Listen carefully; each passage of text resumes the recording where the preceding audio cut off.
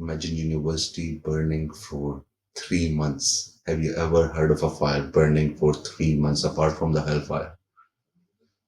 University of Nalanda was burned for 3 months according to eyewitnesses.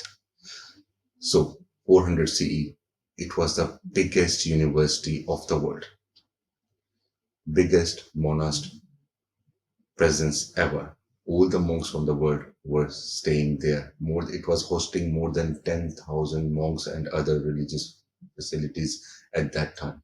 People and princes from all over the world, from China to east of the world, they were traveling just to sit at the foot of that monastery. Why? It was hosting the world's best knowledge. Over 9 million manuscripts were hosted there. Over 9 million, gathering all the knowledge from medicine, mathematics, physics, and psychology, physiology, everything all over the world. Imagine that kind of a university in 400 CE at that time having a hall for debate. People were debating on topics to gather different types of knowledge and to gather the conclusions at that time. And princes and all the monks were traveling from all over the world towards this Nalanda University. But as the greatness rises, envy begins, you know that. In 1193, a raid comes into place by Commander Khilji. But it is said that he didn't knew that it was a university because it was a raid.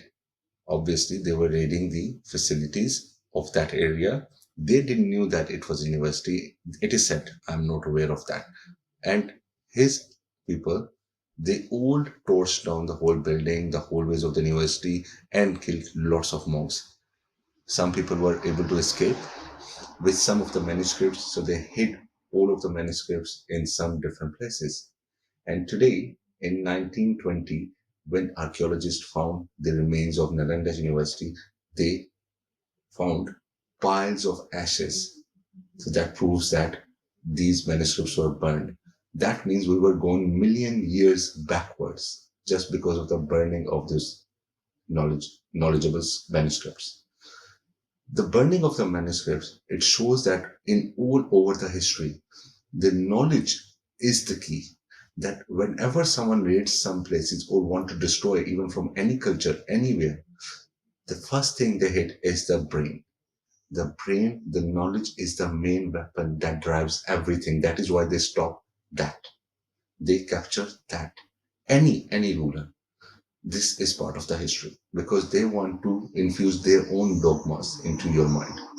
So imagine Nalanda University, and it was again created now in 2010. India built a monument for the Nalanda University. Obviously, they can't revive all of the knowledge, but in memory of that knowledge cannot be destroyed. It can be delayed, but still, obviously, if it was 9 million manuscripts, a lot of knowledge has been lost.